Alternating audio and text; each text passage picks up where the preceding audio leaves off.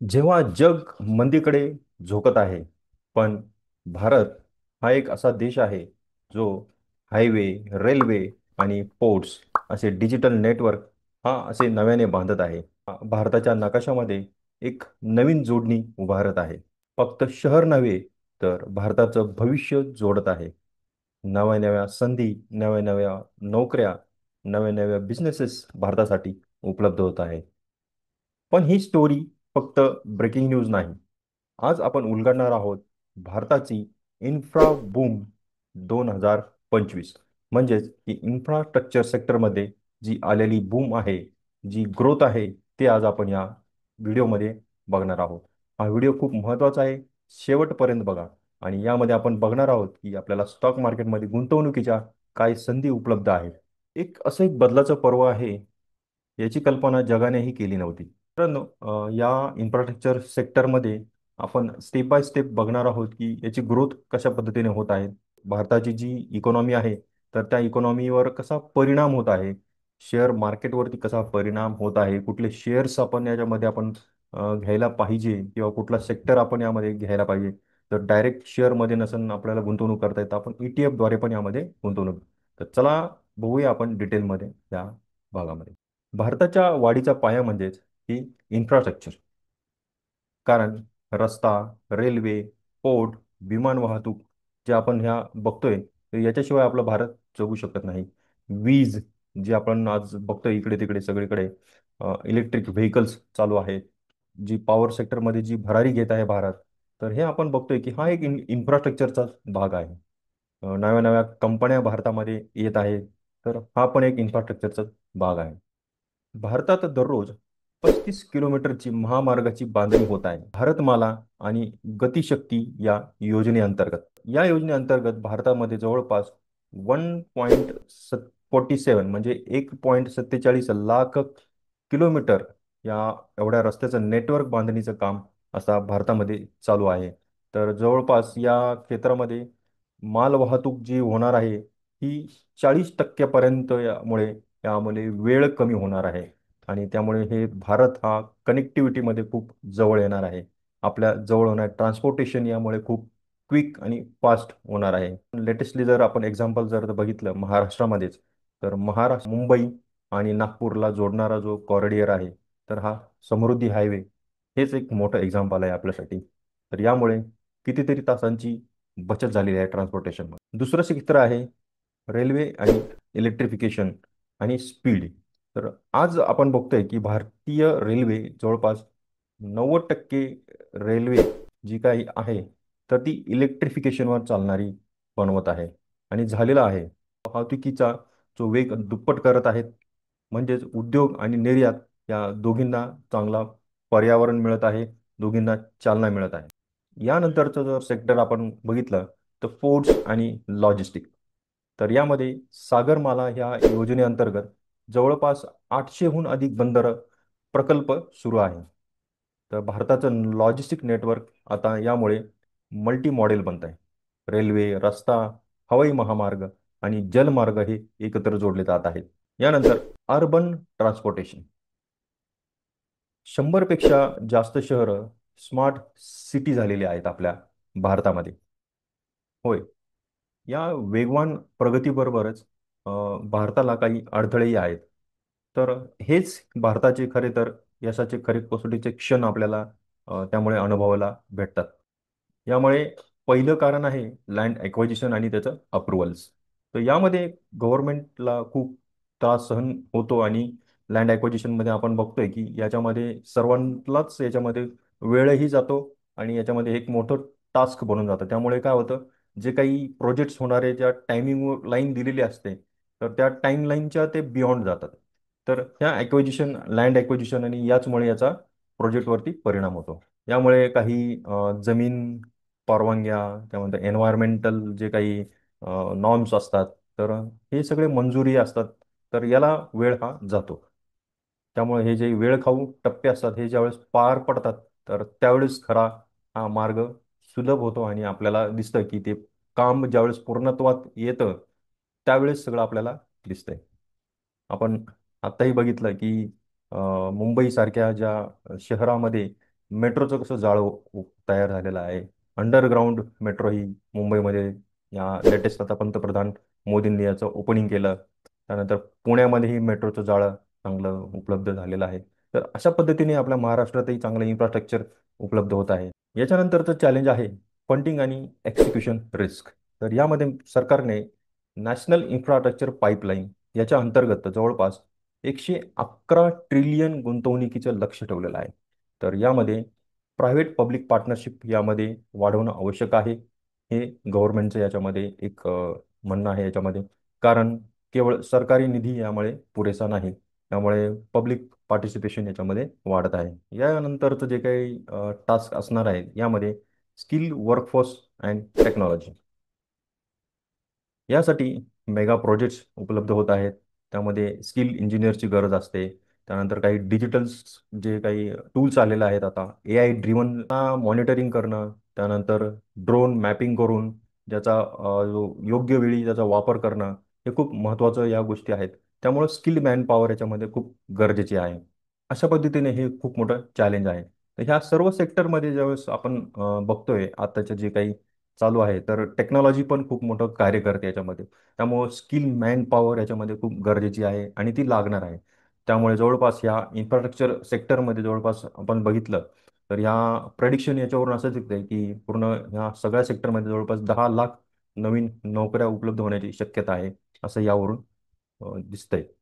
यामध्ये नंतरचा जे काही विषय आहे तो आहे की इंडियाज ग्लोबल अँगसेट हा एक नवीन यामध्ये असं आपल्याला दिसतंय की भारत हा पूर्ण जगासाठी एक वर्ल्ड लीडर बनत आहे.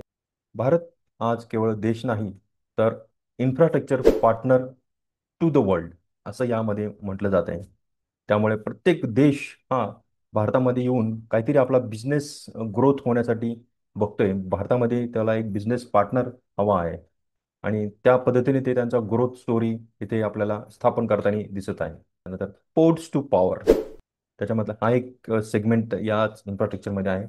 जसं की मुंद्रा, धर्मा, इनोर आणि चेन्नई पोर्ट्स आता आंतरराष्ट्रीय व्यापाराचे हब बनत आहेत.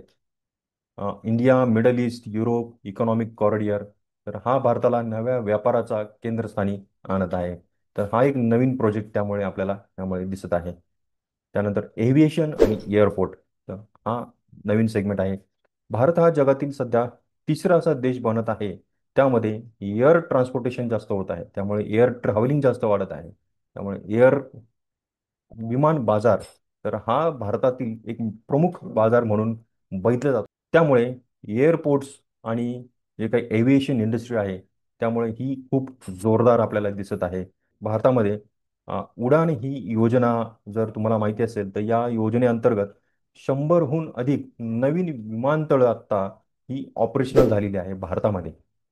तर टियर 2 सिटीमध्ये ही विमानतळं नव्याने काही उपलब्ध झालेली आहेत आणि त्यामुळे दळणवळण त्यामुळे अ, सुरक्षित झालेलं आहे. दळणवळण फास्ट झालेलं आहे. त्यामुळे ह्या ट्रान्सपोर्टेशन जर आपण बघितलं तर आता आपण लेटेस्टली जर बघितलं तर सोलापूरसारख्या शहरामध्ये सुद्धा आपल्याला महाराष्ट्रामध्ये विमानतळ झालेलं आहे. जवळपास महाराष्ट्रामध्ये शिर्डी इथे विमानतळ आहे. तर अशा पद्धतीने महाराष्ट्रामध्ये नवीन नवीन विमानतळं तर नवी मुंबईचं जे नवीन एअरपोर्ट आहे ते एक सुधारित आवृत्ती आहे इंटरनॅशनल एअरपोर्टसाठी. तर हे भारताच्या तुम्ही बघत आहेत ग्रोथ स्टोरी कशी आपल्याला दिसत आहे. याच्यानंतरचा जो आपण बघणार आहोत की डिजिटल इन्फ्रा बॅकबोन तर याचाच एक भाग आहे Bharat net digital infra backbone. तर यामध्ये मित्रांनो भारत नेट तर हा जो नेटवर्कचा जाळा आहे यामध्ये 6 लाख गावांना ब्रॉडबँड दिला आहे. तर UPI आणि 5G सारखी जी काही पायाभूत सुविधा आहे तर ही डिजिटल सुपर पॉवर आपल्याला भारताला बनवत आहे. तर हा पण एक इन्फ्रास्ट्रक्चरचाच भाग होत आहे. त्यानंतर एनर्जी आणि सस्टेनेबिलिटी रिन्युएबल एनर्जी ही जी आहे भारताची तर यामध्ये भारताची जी कॅपॅसिटी आहे तर ती सध्याच आपण जर बघितली तर 180 GW याच्यापेक्षा जास्त त्यांनी कॅपॅसिटी ओलांडलेली आहे. तर 2030 पर्यंत भारताचं लक्ष आहे की 50% जी एनर्जी आहे ती फक्त ग्रीन एनर्जी सोर्सेसमधून आपल्याला मिळवायची आहे. जसं की आता आपण बघत आहोत की सोलार जे काही प्रोजेक्ट्स होत आहेत सोलार एक्सप्रेस वेज तयार होत आहेत सगळीकडे. त्यानंतर EV चार्जिंग ग्रिड्स बनत आहेत. त्यानंतर हायड्रोजन जे काही हब्स तयार होत आहेत आता भारतामध्ये आपण सगळीकडे. तर हा सुद्धा एक इन्फ्रास्ट्रक्चरचा आपल्याला भाग आहेत आणि हा वास्तवात येत आहेत आपल्या आजूबाजूला, हे आपण बघत आहे, दिसत आहे. तर हा भारताचा इन्फ्रास्ट्रक्चर ही जबरदस्त होत आहे.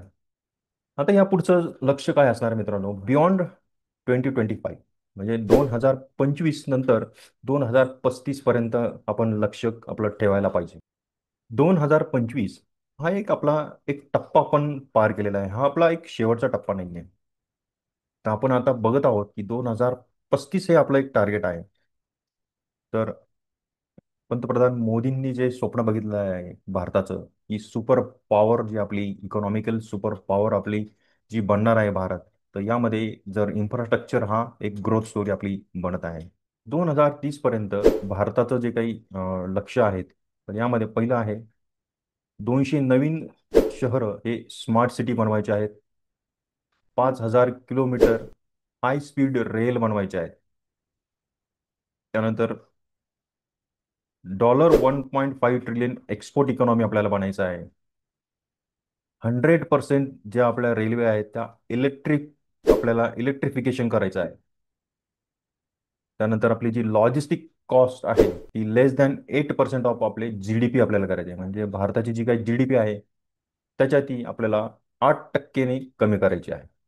तर पॉवर ही आपल्याला म्हणजे 24/7 असली पाहिजे, असं भारताचं उद्दिष्ट आहे. आणि हे आपण गोल लवकरात लवकर अचीव करण्याच्या दिशेने वाटचाल केलेली आहे. असं इन्फ्रास्ट्रक्चर आपण डेव्हलप 2035. तर 2035 पर्यंत भारताचा जो काही ग्लोबल रोल काय असणार आहे याच्यामध्ये, म्हणजे जागतिक व्या जो काही जागतिक बाजारपेठ आहे, तर या बाजारपेठेमध्ये भारताचा काय रोल असणार आहे. भारत केवळ एक उत्पादन करणार नाही, तर भारत एक टेक्नॉलॉजी, त्यानंतर clean energy, green energy, power sector, तर यामध्ये तो एक पायाभूत सुविधांसाठी एक केंद्रबिंदू बनण्याचं आपण यामध्ये बनत आहे. आणि तो जगासाठी एक सेंट्रल पॉईंट बनत, तो एक जगासाठी एक मार्गदर्शक बनणार आहे. यामुळे इथून पुढे जर अशी एक भारताची टॅगलाईन असू शकणार आहे, building India, build for the world. भारताचे इन्फ्रास्ट्रक्चर सेक्टर जे आहे, तर या सेक्टरचा नुसताच फायदा या बिझनेस किंवा जे उद्योग आहेत उद्योगांनाच नाही, तर भारतीय शेअर बाजारालाही खूप मोठा यामुळे फायदा होत आहे. तर चला बघूया यामध्ये कोणत्या क्षेत्रांमध्ये आपल्याला यामुळे फायदा भेट आहे. यामध्ये कन्स्ट्रक्शन अँड इंजिनिअरिंग जे क्षेत्र आहे, त्यामुळे भारताचा जो काही ग्रोथ स्टोरी आहे यामुळे यामध्ये कुठल्या कंपन्या आहेत, आपल्याला पहिली जर कंपनी बघितली तर यामध्ये लार्सन अँड ट्युब्रो, L&T. तर यामध्ये ती काय करते की मेगा इन्फ्रा प्रोजेक्ट्स त्यांचे आहेत, मेट्रो प्रोजेक्ट्स, पॉवर, डिफेन्स, यांना प्रोजेक्ट्स यांच्याकडे खूप आघाडीवर आहे ही कंपनी. त्यानंतर NCC limited, KNR construction, PNH Infratech, ह्या कंपन्या मी तुम्हाला डिस्क्रिप्शनमध्ये देत आहे. तर या कंपन्याचा तुम्ही व्यवस्थित अभ्यास करा. आणि ज्यावेळेस तुम्ही इन्व्हेस्ट करता तर तुम्ही तुमच्या फायनान्शियल ॲडवायझरला तुम्ही त्यांच्याशी डिस्कस करून तुम्ही इन्व्हेस्ट करा. हे एक डिस्क्लेमर. त्यानंतर cement, steel and core building materials. तर या जर इन्फ्रास्ट्रक्चर आपल्याला दिसतं आहे की इन्फ्रास्ट्रक्चर ज्यावेळेस वाढत असतं त्यावेळेस सिमेंट आणि स्टील इंडस्ट्री यामुळे एकत्र काम करत असते. ज्यावेळेस सिमेंट ज्यावेळेस इन्फ्रास्ट्रक्चर ज्यावेळेस वाढत असतं त्यावेळेस सिमेंट त्याला लागत असतं. सिमेंट मॅन्युफॅक्चरिंग कंपन्या जसे की UltraTech cement, Ambuja cement, Shri cement. तर तुम्ही आता जे यांचे करंट प्राइस बघितल्या, तर गेल्या 2-3 वर्षामध्ये यांनी त्यांचा उच्चांक गाठलेला आहे आणि अजूनही या ट्रेंडमध्येच आहेत. स्टील सेक्टरमध्ये टाटा स्टील, JSW, सेल, तर ह्यासारख्या ज्या कंपन्या आहेत, यांनीही चांगलं यामध्ये नाव कमवलेलं आहे, चांगलं उत्पादन क्षेत्र यांनी वाढवलेलं आहे. तर 2030 पर्यंत सिमेंटचं जे काही उत्पादन आहे आपल्या भारतामध्ये, तर हे 600 मिलियन टनांवर पोहोचेल, असं प्रेडिक्ट केलं जात आहे. त्यानंतर capital goods and power equipment, तर हा जो क्षेत्र बघितला तर यामध्ये सिमेन्स इंडिया, ABB इंडिया आणि BHEL, थर्मॅक्स, तर ह्या पॉवर सेक्टरमध्ये कंपन्या आहेत. त्यानंतर ऑटोमेशनमध्ये कंपन्या आहेत, एनर्जी ट्रान्झिशनमध्ये, पॉवर ग्रीड मॉनिटरायझेशनमध्ये ह्या कंपन्या आघाडीवर आहेत. तर याची लिस्ट तुम्हाला डिस्क्रिप्शनमध्ये मिळेल. त्यानंतर renewable and green infra, Adani Energy, N T P C, Tata Power, renewable, new energy, global energy, solar wind या हायड्रोजन प्रकल्पामुळे या क्षेत्राला मोठी मागणी आहे. त्यानंतर ट्रान्सपोर्टेशन जर आपण बघितलं तर यामध्ये logistic infra, container corporation of India, Concor, त्यानंतर Adani ports, I R C T C, Ircon international, त्यानंतर Rail Vikas Nigam limited, R V N L, तर ह्या कंपन्या यामध्ये आहेत. त्यानंतर तर डायरेक्ट शेअरमध्ये जर तुम्हाला गुंतवणूक करायची नसेल तर तुम्ही डायरेक्ट ई टी एफमध्ये तुम्ही इन्व्हेस्टमेंट करू शकता. म्युच्युअल फंडद्वारे तुम्ही इन्व्हेस्टमेंट करू शकता. तर कुठले इन्व्हेस्टमेंट करण्यासाठी तुम्हाला म्युच्युअल फंड आहेत, जे ई टी एफ आहेत, ते तुम्हाला डिस्क्रिप्शनमध्ये मी देत आहे. भारताची इन्फ्रास्ट्रक्चर वाढ ही केवळ सरकारी प्रकल्पांपुरतीच मर्यादित नसून प्रायव्हेट कॅपिटल जी काही आहेत, फॉर्मेशन, अर्बनायझेशन आणि ग्रीन इकॉनॉमी या तिन्हींच्या संगमावरती उपलब्ध आहे, त्यांच्या संगमनावरती उभी आहे. 2030 2035 पर्यंत कॅपिटल गुड्स कंपन्यांचा नफा दुप्पट होण्याची शक्यता आहे. सिमेंट स्टीलची मागणी GDP पेक्षा जास्त वेगाने वाढलेली आहे. पॉवर रिन्युएबल एनर्जी क्षेत्रामध्ये FDI वाढत राहणार आहे. इन्फ्रा ETF फंडसाठी CAGR 12 ते 15% आसपास असू शकतो. हा एक हिस्टॉरिकल ॲव्हरेज आहे. मित्रांनो, आपण ज्या रस्त्यावरून जातो, अ, त्या मेट्रोने जातो, ज्या रेल्वेने जातो किंवा जे नेटवर्क वापरतो आपण, ज्या नेटवर्कचा आपण वापर करतो, तर ते सगळं इंडिया इन्फ्रास्ट्रक्चर रिव्हॉल्युशनचाच एक भाग आहे. हा फक्त एक विकास नाही, भारताची जी काही नवी जडणघडण होत आहे, भारताची नवी जी हा फक्त एक भारताचा विकास नाही, तर भारताचा नव्या शतकाचा तो पाया आहे. म्हणून पुढच्या वेळी एखादा फ्लायओव्हरवरून आपण बंदर किंवा हायवे बघाल, तो फक्त कॉन्क्रीट नाही, तर देशाच्या स्वप्नाची रचना आहे.